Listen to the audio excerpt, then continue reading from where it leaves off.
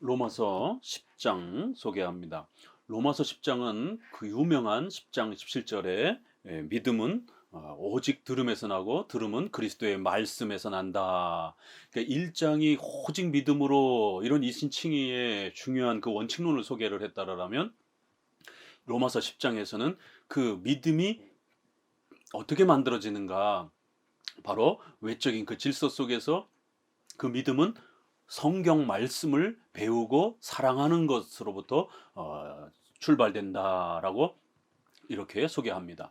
9장은 그 오직 믿음이 만들어지고 세워지는 근원적인 그 원인, 근거, 공로, 그건 오직 하나님의 선택과 예수 그리스도의 공로를 통해서 또 부어지는 은혜다. 그리고 또 10장은 그것이 오직 믿음이 이렇게 또 형성되는 외적인 그러한 형식과 원리는 오직 성경을 배우고 그 성경을 깨닫고 사랑하는 이 원리를 통해서 바로 믿음이 만들어진다. 이렇게 9장, 10장은 믿음과 연결해서 믿음의 근원적 원인과 또 근거를, 또 하나는 외적인 또 형식과 원리를 이렇게 소개를 합니다. 10장 1절, 형제들아 내 마음에 원하는 바와 하나님께 구하는 바는 이스라엘을 위함이니 곧 그들로 구원을 받게 함이라. 내가 증언하노니 그들이 하나님께 열심히 있으나 올바른 지식을 따른 것이 아니라 하나님의 의를 모르고 자기 의를 세우려고 힘써 하나님의 의에 복종하지 아니하였느니라. 우리가 앞서서 이렇게 이스라엘의 또 그러한 부패와 잘못에 대해서 이렇게 또 꾸준히 지적해 왔죠. 그러면서 한 번 더 이런 외적인 형식 원리에 있어서도, 믿음의 원리에 있어서도 또 그들이 잘못한 부분이 무엇인지를 지적합니다. 그것은 그들이 엄청난 종교적인 열심이 있었지만 올바른 지식, 하나님을 바르게 아는 지식에서 출발하지 않고 결국 자기들의 의를 드러내려고 하는 이러한 열심에서 출발한 것이기 때문에 결국 그들의 신앙은 가짜로서 평가될 수밖에 없었다라는 것입니다. 이렇게 십장은 그 신앙의 외적인 이러한 그 형식과 원리가 지식으로부터 출발한다라고 하는 아주 중요한 이러한 내용을 설명을 합니다. 칼빈이 기독교 신앙의 원리를 창조주 하나님과 구속주 하나님에 대한 지식이다라고 이렇게 첫 그 제목을 잡고 기독교를 설명해 갑니다. 수많은 기독교 신앙의 이 표현들을 설명할 수 있을 텐데 왜 기독교를 설명하면서 기독교는 신앙은 지식이다 이렇게 설명을 한 것이에요. 로마서 10장에도 보니까 이렇게 바른 참된 이러한 믿음의 이러한 그 내용을 갖기 위해서는 반드시 올바른 지식이라는 이 표현을 씁니다. 굉장히 놀라운 표현입니다. 왜 이 지식이라고 표현을 하는가? 이 지식을 아주 중요한 기독교의 외적인 이러한 신앙의 형식과 믿음을 또 고백하는 외적 형식으로 이렇게 표현을 합니다. 이 올바른 지식이 없는 상태의 이러한 종교적 열심이라고 하는 것은 결국 헛된 열심이 되고 결국 자신들의 종교적 욕망을 드러내려고 하는 그러한 열심으로 평가받을 수밖에 없다라는 겁니다. 오직 믿음으로 만들어지는 이 기독교 신앙은 반드시 바른 성경에 대한 지식과 바른 성경에 대한 이해로부터 출발이 된다라는 것이, 오늘날 한국 교회는 더 이상 이 교리를 좋아하지 않는, 교리를 싫어하는 시대가 되었습니다. 교리 무용론, 교리 폐기주의, 반교리주의 이 시대가 되었습니다. 그렇기 때문에 성경을 바르게 가르치고 성경을 교리적으로 지식적으로 이렇게 잘 깨우쳐주고 설교하는 이러한 분위기가 다 망가졌습니다. 그렇기 때문에 종교개혁처럼 오직 성경으로, 오직 하나님의 말씀을 지식으로서, 교리로서 하나님의 말씀을 잘 깨닫고 배우는 이러한 기독교의 모습을 회복해야 합니다. 종교개혁자들이 오직 성경이라고 외쳤던 것에는 바로 그런 내용들이 함께 담겨 있는 것이에요. 왜요? 기독교에서 말하는 오직 믿음은 반드시 성경에 대한 지식, 성경은 교리로 되어 있기 때문에 그 교리에 대한 지식으로 바로 기독교가 세워져 가고 믿음이 세워져 가는 것입니다. 그리하여 칼빈도 또 역시 기독교 강요에 아무리 종교적인 열심이 많다 할지라도 성경에 대한 교리적 지식이 없다라면 그건 경건한 무지다 이렇게 표현합니다. 경건하는 것처럼 보이긴 한데 아주 무지한 이러한 모습을 경건한 무지다 이렇게 표현하면서 그건 신앙이 아니다라고 이렇게 책망을 합니다. 로마서 10장에도 바로 그런 내용을 설명하는 것이 굉장히 겉으로는 경건한데 성경에 대한 지식이 없어요. 성경의 교리에 대한 이해가 없습니다. 지금 오늘날 한국교회 성도들은 설교를 듣지 못하는 성경의 설명을 듣지 못하는 설교도 짧고 교리 공부도 없고 이 아주 심각한 사태에 벌어졌습니다. 그래서 그냥 믿습니다 하는데 뭘 믿는지도 모르는 자신들의 그냥 소원을 그저 바라고 믿는 이런 시대가 돼 버렸어요. 그래서 성도들에게 신앙 하나도 제대로 소개해 주지 못하는 이런 심각한 사태가 벌어졌습니다. 그래서 성경을 가르치는 걸로 돌아와야 됩니다. 교리를 가르치는 걸로 돌아와야 됩니다. 성경의 지식을 바르게 심어주는 이러한 교리적 신앙으로 돌아와야 됩니다. 오직 성경으로 돌아와야 됩니다. 우리가 성경을 사랑하고 믿음으로 신앙이 만들어지는 것이지 성경 제쳐놓고 방언하고 은사 체험하고 뭐 황홀경에 빠지고 또 사회정의를 이루고 이런 걸로 신앙이 만들어지는 것이 아닌 것이. 그래서 처음 시작하자마자 이렇게 이스라엘 백성들이 망하게 되고 벌받고 또 부패한 이유는 그들이 성경에 대한 올바른 지식이 없었다라는 거예요. 엉뚱한 자기 열심들만 이렇게 경건의 외적인 그러한 모습만 팽배했지 성경의 하나님의 말씀의 바른 그 교육과 가르침들이 없었다라는 것이. 4절 그리스도는 모든 믿는 자에게 의를 이루기 위하여 율법의 마침이 되시느니라. 모세가 기록하되 율법으로 말미암는 의를 행하는 사람은 그 의로 살리라 하였거니와 믿음으로 말미암는 의는 이같이 말하되 내 마음에 누가 하늘에 올라가겠느냐 하지 말라 하니 올라가겠느냐 함은 그리스도를 모셔 내리는 것이요 혹은 누가 무저갱에 내려가겠느냐 하지 말라 하니 내려가겠느냐 함은 그리스도를 죽은 자 가운데서 모셔 올리려는 것이니라. 이 구약을 끌어다가 설명을 합니다. 바로 바른 지식을 통해서 만들어지는 믿음이란 그건 오직 그리스도를 믿는 이것을 통해서 만들어지는데 그리스도는 모든 믿는 자에게 의를 이루는 바로 이 신칭이 는 바로 이렇게 예수 그리스도를 믿는 것으로서 만들어지는 것이다라는 거예요. 이거는 율법을 통해서 만들어질 수 있는 그런 것도 아니고 또 종교적인 외적인 그런 경건의 충만함으로 이렇게 만들어지는 것도 아니다라는 것이 그건 오직 예수 그리스도를 믿어야만 이루어질 수 있는 그러한 구원이라는 겁니다. 그러면은 예수 그리스도를 어떻게 믿을 수 있는가? 바로 믿음으로 말미암는 이 의, 오직 예수 그리스도를 믿음으로 만들어지는 이 의는 그러면 어떻게 우리가 가질 수 있는 것이냐? 그러면서 구약을 끌어다가 저 하늘 꼭대기로 신비 체험을 통하면서 저 신비한 경험을 이렇게 해서 만들어지는 것도 아니라는 거예요. 또 예수 그리스도께서 그리스도를 죽은 자 가운데서 모셔 올려오는 것이냐? 이거는 예수님이 지옥에 계시다 이런 뜻이 아니라 예수님이 십자가에 죽으시는 그러한 엄청난 이러한 사건을 자기가 직접 경험한다든가 본다든가 어떤 그러한 그 초자연적인 어떤 이런 경험들을 이렇게 경험해야만이 우리가 예수님을 믿을 수 있는 것이냐? 이런 게 아니다라는 거예요. 예수님이 십자가에 죽으시고 부활하시는 이런 부분들을 거기 현장에 직접 참여해야 되고 보고 만져야 되고 그리고 어떤 초자연적인 어떤 신비로운 경험들을 해야만이 우리가 믿음을 가질 수 있는 것이냐? 그런 게 아니다라는 거예요. 그러면 도대체 이 믿음은 어떻게 만들어지는 것이냐? 8절 그러면 무엇을 말하느냐? 말씀이 내게 가까워 내 입에 있으니 내 마음에 있다 하였으니 곧 우리가 전파하는 믿음의 말씀이라. 이 질문은 오늘날도 마찬가지고 그럼 우리가 어떻게 믿음을 갖는 거죠? 믿음이 이렇게 중요한 건데 믿음만이 오직 예수 그리스도를 영접할 수 있고 구원의 이 신비로움들을 얻을 수 있는 것인데 그럼 이 믿음을 가질 수 있는 이러한 방법은 뭡니까? 이런 그 신비 체험도 아닙니까? 또 그런 어떤 황홀경도 아닙니까? 그럼 도대체 어떻게 해야 이 믿음이 만들어지는 건가요? 성경 말씀이 우리 가까이 있다라는 거예요. 그건 너무 어렵게 생각하지 말라라는 겁니다. 말씀이 우리 곁에 있다라는 거예요. 하나님이 남겨주신 예수님이 남겨주신 이 말씀이 우리 곁에 있지 않느냐라는 거예요. 그 말씀을 우리가 열심히 배우고 그 말씀을 깨닫고 그 말씀을 열심히 사랑하면 된다라는 거예요. 바로 이 말씀이 우리에게 믿음을 만들어준다라는 겁니다. 믿음의 말씀 이렇게 표현합니다. 자, 9절 10절이 결론으로서 이렇게 표현합니다. 내가 만일 내 입으로 예수를 주로 시인하며 또 하나님께서 그를 죽은 자 가운데 살리신 것을 내 마음에 믿으면 구원을 받으리라. 사람이 마음으로 믿어 의에 이르고 입으로 시인하여 구원에 이르느니라. 성경을 배우고 성경을 사랑하는 거라고요? 그게 그렇게 간단한 겁니까? 믿음을 갖는 게?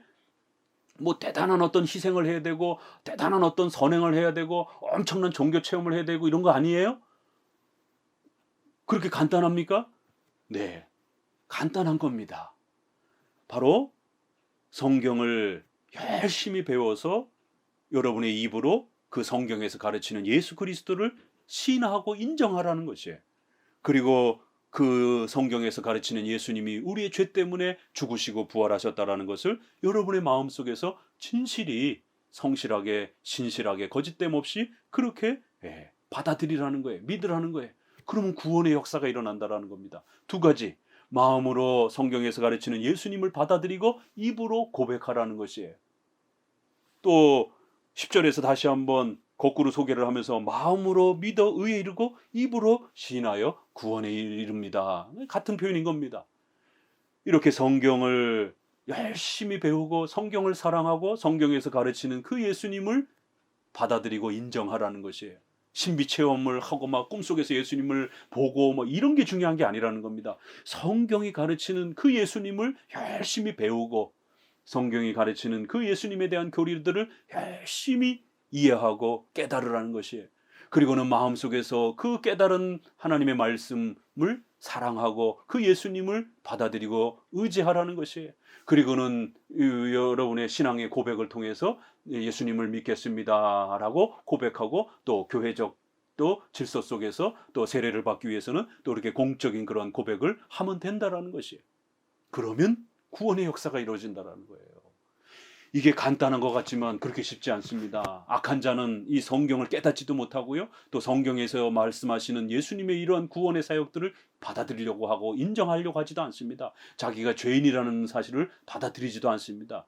간단해 보이지만 이것은 성령의 내적인 역사와 은혜를 통해서 이루어지는 거기 때문에 쉬운 게 아니에요. 외적인 방식은 간단해 보여도 이건 하나님의 놀라운 또 은혜 속에서 주어지는 거예요. 그러나 외적인 방식은 이렇게 간단한 겁니다. 성경을 열심히 배우고 성경에서 가르치는 그 교리와 예수님을 마음껏 사랑하고 그걸 이해하고 받아들이고 의지하라는 것이에요. 그러면 구원의 역사가 이루어진다는 것이에요. 11절에 12절 유대인이나 헬라인이나 이제 더 이상 어떤 구별이 없다라는 겁니다. 누구든지 이제 이 성경을 배우고 깨닫고 고백하면 그들에게 구원이 이루어질 것이다라는 거예요. 13절에 누구든지 주의 이름을 부르는 자는 구원을 받으리라. 그런즉 그들이 믿지 아니하는 이를 어찌 부르리요? 듣지도 못한 이를 어찌 믿으리요? 전파하는 자가 없이 어찌 들으리요? 보내심을 받지 아니하였으면 어찌 전파하리요? 기록된 바 아름답도다 좋은 소식을 전하는 자들의 발이여함과 같으니라. 그렇기 때문에 기독교의 이러한 구원의 신비란 이렇게 외적인 형식으로서는 이렇게 성경을 열심히 배우고 그 성경을 들으려고 힘쓰고 또 성경 말씀을 부지런히 깨닫고 그 말씀을 사랑하면 되는 것이다라는 거예요. 그렇기 때문에 이렇게 성경의 교리를 잘 깨닫고 배우고 성경이 가르치는 그런 교리적 지식을 마음속에 간직하고 그리고는 마음의 신실함으로 그 예수님을 사랑하고 그리고는 예수님을 믿겠다라고 고백하면 된다라는 거예요. 누구든지 얼마든지 이 성경을 배울 수 있는 자유가 있고 또 누구든지 예수님을 영접하고 고백하면 이 구원의 선물과 은혜가 그렇게 베풀어진다라는 것이에요. 이게 기독교의 구원의 신비로움과 또 은혜라는 것입니다. 절대로 돈으로 요구하지 않습니다. 어떤 신분의 요구를 하지 않습니다. 또 어떤 외적인 경건의 엄청난 경건의 어떤 이러한 희생을 이렇게 요구하지 않습니다. 또 선행의 어떤 수많은 어떤 공로를 쌓는 것을 요구하지 않습니다. 오직 믿음으로 오직 하나님의 말씀을 배우고 그 말씀에서 가르치는 예수님을 믿음으로 사랑하고 받아들이면 되는 거예요. 그리고 예수님을 믿겠다라고 고백하면 되는 겁니다. 이게 기독교의 구원의 원리인 것입니다. 오직 믿음으로 오직 은혜로 그래 놓고는 자꾸 다른 거를 뭔가 그 옆에다가 자꾸 붙이려고 하시면 안 돼요. 그래서 종교개혁 시대가 오직 싸움이었습니다. 카톨릭도 믿음, 은혜 다 얘기합니다. 그러나 오직이라고만 말하지 말라라는 거예요. 옆에 뭔가를 덧붙여야 된다라는 거예요. 오늘날 지금 한국교회도 믿음으로 은혜로 다 뭐 예정론 다 이야기를 합니다. 은혜 언약도 얘기를 하고 교리문답도 다 얘기를 합니다. 웨스트민스터도 얘기를 합니다. 그러면서도 또 마치 칭의와 이런 구원의 이러한 부분을 확인하려면 그 옆에 무슨 선행이라든가 또 공로라든가 또 경건의 어떤 외적인 어떤 이러한 그 강한 이런 부분들을 이렇게 갖고 있어야 그 덧붙여야만이 뭔가 구원이 확증되는 것처럼 이게 바로 오직 싸움의 문제예요. 구원의 신비에 있어서 이 기독교 구원의 원리란 오직 은혜로 오직 믿음으로 이게 얼마나 대단하고 위대한 고백인지를 깨달으셔야 됩니다. 오직 성경으로. 다른 거 없습니까? 네, 없습니다. 구원에 있어서는 오직 성경을 배우고 성경의 그 교리적 지식을 잘 깨달으면 돼요. 그리고는 성경이 가르치는 그 예수님을 나의 죄를 위하여 십자가에 돌아가신 것을 마음에 신실하게 믿고 오직 받아들이면 되는 것이에요. 믿음으로 받아들이면 돼요. 이게 받아들이고 이해하고 사랑하고 깨닫는 것을 우리가 믿음으로 그렇게 받는 것입니다. 그걸 믿음이라고 표현하는 것이에요. 성경의 가르침을 마음으로 사랑하고 입으로 신실하게 그렇게 고백하는 것, 이걸 믿음이라고 말하는 것입니다. 믿음은 그렇게 만들어지는 것이에요. 믿음은 무슨 환상 체험이라든가 무슨 엄청난 경건의 어떤 이런 열심의 모습을 통해서 또 회개의 어떤 엄청난 그런 그 대단한 어떤 이러한 그 희생과 모습을 통해서 이렇게 유지되고 이런 게 아닙니다. 오직 성경의 가르침들을 부지런히 배우고 그리고는 그 성경에 가르치는 예수님을 마음에 믿고 고백하면 되는 것이에요. 그러면 신앙이 출발이 되는 겁니다. 그리고 나머지 이후는 경건의 수준의 차이가 이제 우리가 요구되어지는 것이지 신앙의 첫 출발을 이렇게 어떻게 시작되는지를 분명하게 우리가 오직 믿음, 오직 은혜로 오직 성경을 통해서 만들어지는 것입니다. 그렇기 때문에 교회는 뭘 해야 된다고요? 열심히 복음을 전파해야 하라는 것이 성경을 가르쳐 주라는 거예요. 전파하는 자가 없이 소개해 주는 자가 없이 어떻게 이 성경을 배우고 들을 수 있겠느냐라는 거예요. 그렇기 때문에 열심히 성경을 전파하고 가르치는 이 손과 발 이런 교회의 사역이 그렇게 복되다라는 것입니다. 이것이 없이는 불신자들이 성경을 배울 수 있는 공간이 없기 때문에 이걸 열심히 섬겨주는 성경을 가르치고 섬겨주는 이런 행위들이 하나님 앞에 아주 복되다라는 거예요. 16절에 그러나 그들이 다 복음을 순종치 아니하였도다. 이사야가 이르되 주여 우리가 전한 것을 누가 믿었나이까 하였으니 그러므로 믿음은 들음에서 나며 들음은 그리스도의 말씀으로 말미암는다. 그러니까 이러한 복음의 이러한 사역들을 전도의 사역들을 부지런히 하다 보면 또 그걸 듣는 자도 있고 안 듣는 자도 분명히 있어요. 왜요? 여기는 분명히 예정의 또 신비로움이 있으니까. 그러나 그것에 때문에 낙심하지 말고 열심히 이 복음을 전하는 사명을 우리는 교회는 감당하면 되는 거예요. 그러면 나머지는 하나님이 알아서 하시는 것입니다. 바로 복음이 우리 안에 전파되어지는 게 이렇게 소중한 것이다라는 거예요. 왜요? 그 복음이 전파되어질 때 성경 말씀을 잘 듣고 그걸 배우고 깨달으면 믿음이 만들어지기 때문에 그렇다라는 거예요. 바로 믿음은 듣는 것에서부터 만들어진다라는 것. 여러분 절대 오해하시면 안 됩니다. 환상 체험이라든가 방언 체험이라든가 은사 체험을 통해서 믿음이 만들어지는 게 아니에요. 반은 그렇게 하고 또 반은 이런 것도 아닙니다.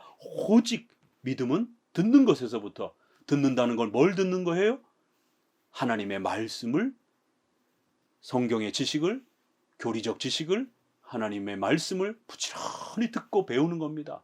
그러면 거기서부터 이제 놀라운 성령의 역사가 일어나는 겁니다.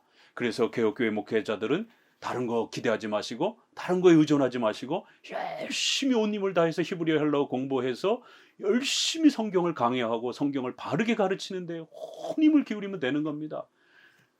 그리고 성도들은 하나님의 말씀을 배우는데 또 열심히 매달리면 되는 거예요. 성경의 말씀을 부지런히 배우려고 애를 쓰면 되는 거예요. 그러면 믿음이 만들어지는 것이에요.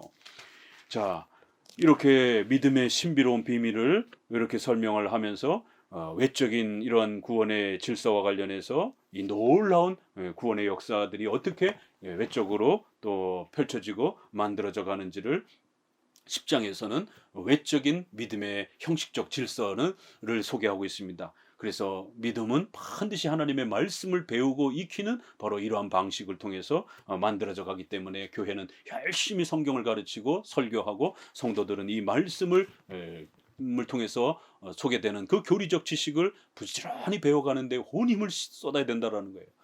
잘못된 지식이 문제이지 올바른 성경의 교리와 가르침이 소개되어지고 그것을 깨달게 되면 신앙의 역사가 일어나는 겁니다. 많은 분들이 여기에 절묘하게 이렇게 섞어가지고 교리보다는 삶이다, 교리보다는 경건이다. 또 최근에 개혁주의 하시는 분들 안에도 또 이렇게 회중파라든가 이런 그 극단적인 경건을 강조하는 분들이 교리도 중요하지만 경건 생활이 따라붙지 않는다라면 교리만으로는 안 된다. 이게 참 이게 맞는 표현 같은데도 애매모호한 표현인 것입니다. 그러나 칼빈은 신앙의 모든 원리와 체계는 지식, 창조주 하나님에 대한, 구속주 하나님에 대한 바른 그 교리적 지식으로부터 출발한다라는 거예요. 그러니까 잘못된 지식이 문제인 것이지 성경의 올바른 지식을 열심히 바르게 배우고 익히고 깨닫는 이게 바로 신앙의 근거요, 출발이요, 체계인 것입니다.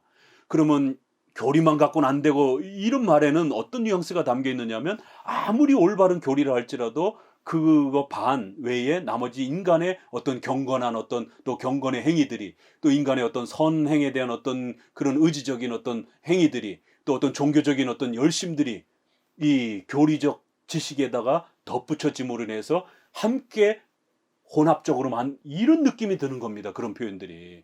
그래서 원리 원칙적으로 표현할 때 기독교는 교리다, 신앙은 교리다 라고 표현을 하는 겁니다. 올바른 교리만이 신앙을 만들어주는 것이에요. 올바른 교리를 열심히 배우고 그거를 깨닫고 사랑하면 삶이 변화되는 겁니다. 잘못된 교리를 배우기 때문에 삶이 안 변화되는 거예요. 올바른 교리를 전달하고 그걸 바르게 깨달으면 경건이 따라붙는 것이 성화가 함께 열매가 맺어지는 것입니다. 잘못된 지식을 배우니까 안 이루어지는 것이에요. 이렇게 우리의 신앙의 근거와 원리가 어떻게 형성되는지를 이해해야 되는 겁니다. 그래서 오직 성경, 오직 하나님의 말씀을 온전히 배우는 데에 온 힘을 기울이는 것입니다. 그래서 바른 교리를 열심히 배우게 되면 절대로 나태해지거나 게을러지지 않는 것입니다. 성화의 이런 부분에 바른 교리를 배우면 하나님 앞에 감사해서 또 하나님 앞에 또 죄송스럽고 또 미안해서 우리가 부패한데도 불구하고 우리가 실수하는데도 불구하고 늘 은혜를 베풀어 주시는 그 하나님의 은혜에 죄송하고 또 미안하고 감격스러워서 더 나태해지지 않는 거예요. 예정론을 바르게 가르치면 절대로 나태해지지 않습니다. 오히려 더 감격스러워서 하나님 앞에 열심히 최선을 다해서 우리의 삶을 살아가려고 또 희생하려고 애를 쓰는 것이 올바른 교리가 가르쳐지지 않는 데에 문제가 있는 것입니다. 올바른 교리적 지식이 가르쳐지고 배워지게 되면 거기엔 역사가 일어나는 것이에요. 그래서 기독교 강요란 이런 설명에서도 하나님의 말씀이 바르게 가르쳐지면 거기에 성령의 역사가 일어난다라고 이렇게 말씀과 성령은 불가분리의 관계 속에서 일어난다라고 이렇게 말하는 겁니다. 오늘 10장에는 이렇게 오직 성경 또 바른 교리적 지식이 얼마나 소중한지를 바로 그것은 믿음을 만들어내는 외적인 형식 원리로서 아주 중요한 그런 토대가 됨을 다시 한번 우리에게 이렇게 정립을 해줍니다. 감사합니다.